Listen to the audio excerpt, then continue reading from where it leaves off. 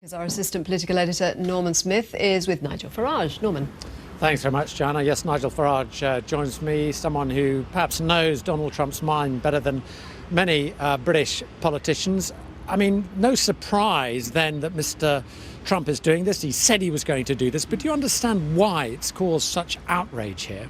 Yes, because British politicians are sheer hypocrites. Do you know, in 2011, when two Al-Qaeda terrorists were found in Kentucky, Obama completely arbitrarily brought in a 6-month ban on any Iraqi coming in to the USA. We did not hear a word of protest from any British politician about Obama doing that in the interest of keeping America safe. And what has happened here is the countries upon which Trump has put a temporary travel ban while they work out how they're going to put extreme vetting in place. That list was drawn up by the Obama administration, and what he is doing is implementing it. And it seems to me that when Obama does something, that's fine, but somehow Trump is in this category of being a bad guy. Let's be honest, this was all part of his manifesto.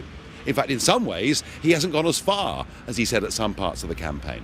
And you think that Britain ought to implement a similar process of excessive vetting? Well, I certainly do. Yes, of course I do. I mean, we already have a problem with homegrown terror.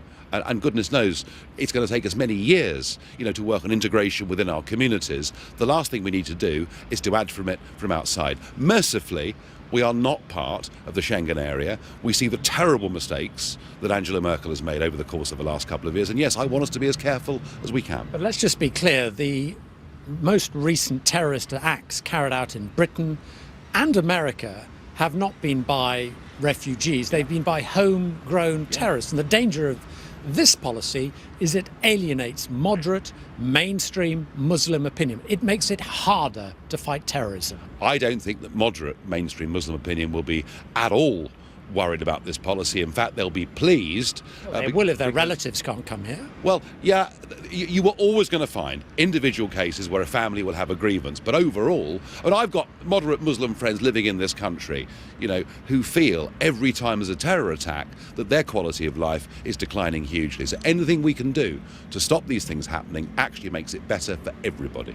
Do you understand why people are unhappy about what this says about traditional British values of openness and tolerance, and what it would mean if we imposed the sort of ban that Mr. Trump has? Well, I would get that point, and whether it comes from the Labour Party or the Lib Dems or the government, I would get that point. But I'm not hearing condemnation of Saudi Arabia, of Qatar, of many other Arab states who refuse to take a single person from Syria over the course of the last few years. I am not hearing criticisms of the 16 countries in the world that ban anybody from Israel from even visiting on holiday.